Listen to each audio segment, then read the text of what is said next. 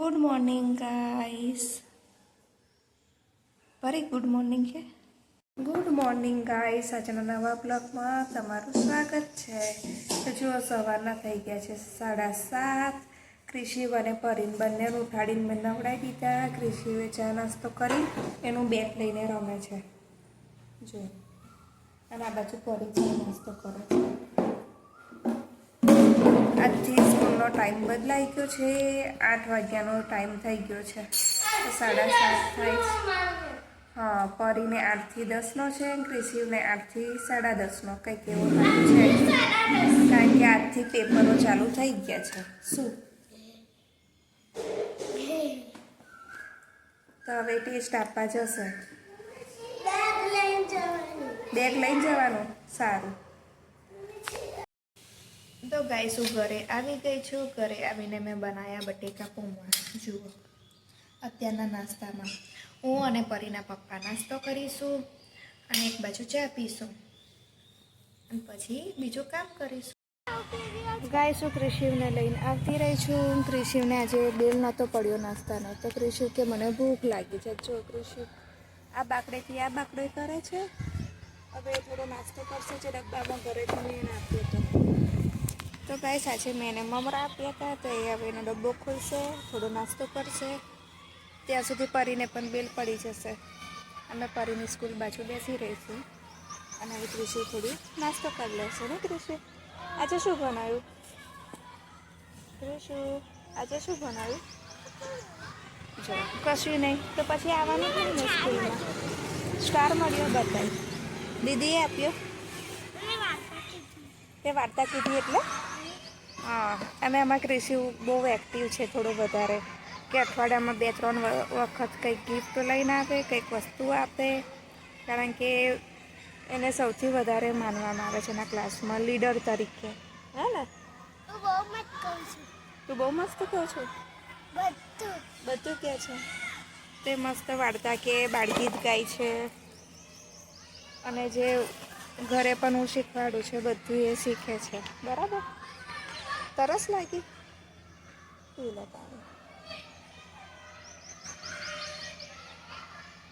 ક્રિશિવ શું ખાય છે? મમરા. ક્રિશિવ મમરા ખાય છે. તો ક્રિશિવ ખાય છે મમરા. અને આ બાજુ કોઈ આવ્યું નથી. હું ક્રિશિવ આખા બાકડે એકલા છે. જુઓ ગાઈસ, કોઈ દેખાતું નથી. ક્લાસમાં બધાય બાળકોને અલગ અલગ બેસાડ્યા છે ને એક્ઝામ ચાલે છે તો પેપર આપ્યા છે. તો એ લોકો પેપર લખે છે બાળકો. તો ગાઈસ અમે લોકો લાયા છે પેપ્સી. તો અમે ખાઈએ છીએ પેપ્સી. ચીયર્સ કર. કિસુ બાર બાલ્કનીમાં જઈને બેઠો બેઠો પેપ્સી ખાય છે. અને પરી કલર મેચિંગ કરે છે પેપ્સી સાથે. હા મેં જોયું. કેવી છે ટેસ્ટમાં? સારી છે. ફરી બીજું પેકેટ લાવી દઈશું. એક નહીં, ડાયરેક્ટ 2. સારું, એવું કરું. સારું. તો મેં જો દાળ ચોખા ભેગા કરીને પલાળી દીધા છે ઢોસા બનાવવા માટે, અને આ બાજુ મેં ચણાની દાળવડા બનાવવા માટે. હવે આ બંનેઓને 5 થી 7 કલાક પલાળીશ ને પછી મિક્સરમાં પીસી નાખીશ. કાલે અહીંયા મેં બોલ લગાવ્યો હતો તો એ પડી ગયો હતો. તો ગાઈશ હું ફરીથી આ લગાવીશ ને પછી પાછો બોલ એને લગાવી આપીશ તો એ ઘરમાં બોલ બેટ એકલો રમે. બરાબર ને કીશું? તે શું કર્યું? તે તોડી હતી ને દોરી, તો પરી એક દોરી તોડી નાખી હતી. તો ક્રિશિવ બહુ રડતો હતો. તો આજે હું આ લાવી છું ને ફરી લગાવી દઈશ. શું રમો છો બંને જણ? ક્રિશિવ બેગ ફાટી નહીં જાય બેટા? અને જો બધી બાજુ આ બાજુ ચોપડી નાખી છે, રેકેટ ત્યાં ખુરશી વચ્ચે મૂકી, રમકડા પણ ત્યાં ફેંકી દીધા છે. પછી ભરજો નહીં તો પછી માર ખાજો. તો શું માર ખાશો? ભરી દેશો? સારું. ત્રણે જો નીચે શાકનો ટેમ્પો આવ્યો છે તો શાક લેવા જઈએ છે. શાક લઈને પછી ઘરે જતા રહે. આખા 3 તરબૂચ લીધા. મસ્ત ગળ્યા હતા. ચેક કરીને લીધા તરબૂચ. હવે ક્રિશિવને પરી ઘરે જઈને કહેશે કે મને તરબૂચ સમારી આપો. ગાઈસ પરીને પેટમાં દુખતું હતું. પરી કે મમ્મી તું લીંબુ લઈ આવ, મને લીંબુ શરબત બનાવી આપ.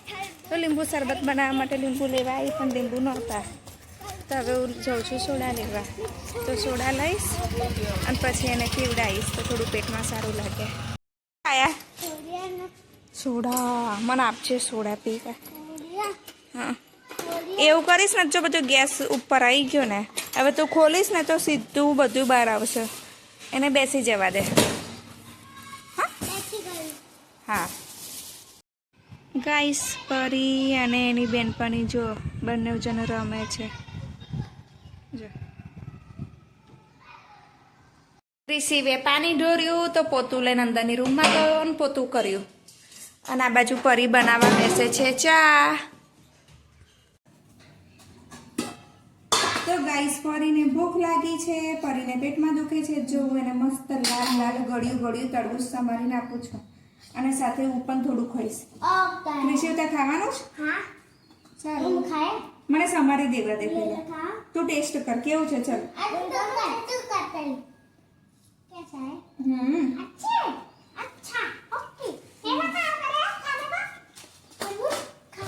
તો ગાઈસ કોને કોને અમારી જેમ તરબૂચ ભાવે છે મને કોમેન્ટ્સમાં અવશ્ય કહેજો. ઊભી રહે તો મિલાઈ નહીં ખાય. સો ગાઈસ જો મેં દાલ વડાનું ખીરું પણ બનાવી દીધું અને એક ઢોકળાનું ખીરું પણ બનાવ્યું. ખમણ જે વાટીદારના ખમણ આવે છે ને, મેં વાટીદારના ખમણનું પણ ખીરું બનાવ્યું. તો અત્યારે છોકરાઓને લાગી છે ભૂખ એટલે હું એ લોકો માટે બનાવીશ વાટીદારના ખમણ. તો એક ડીશ ઉતારીને આજે એ લોકો ટેસ્ટ કરાવું કે કેવા લાગે. જો ભાવશે તો ફરી ચોક્કસથી ટ્રાય કરીશ અને એ લોકોને ખાવાય આપીશ. તો ગાઈસ પાટીદારના ખમણ કોને કોને ભાવે છે મને કોમેન્ટ્સમાં આવશે કહેજો. સો ગાઈસ જો વાટીદારના ખમણ મેં બનાવીને એના નાના નાના ટુકડા કરીને તૈયાર કરી દીધા છે. હવે ક્રિશિવ અને પરી કહેશે ત્યારે વઘારીને એ લોકોને આપી દઈશ. અને બહુ સોફ્ટ બન્યા છો. વ્યાયામની ચોપડી છે, એની અંદર જે ચિત્ર છે એમાં બેઠી બેઠી ટાઈમ પાસ કરે છે. શું કરે છે?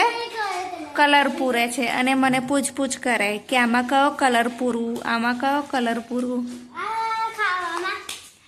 અંદર ખાવાનું શું શું છે જો તો એ પ્રમાણે કલર પૂર. દાળ છે તો પીળી, રોટલી છે તો ક્રીમ, ભાત છે તો સફેદ, શાક છે તો લાલ પીળું.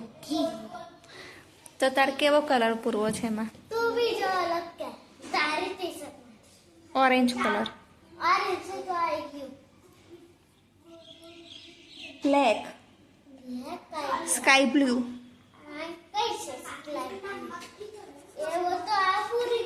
પૂરી દીધો તો પછી તને જે ગમતો હોય ના કે ને. સારું તને જે ગમે પૂર. ગાઈસ પરી અને પરીની બેનપણી બંને જણ ઝૂલે છે. ઝૂલા કોઈને આપતી નથી, બસ એ બંને કે અમે જ ઝૂલીએ.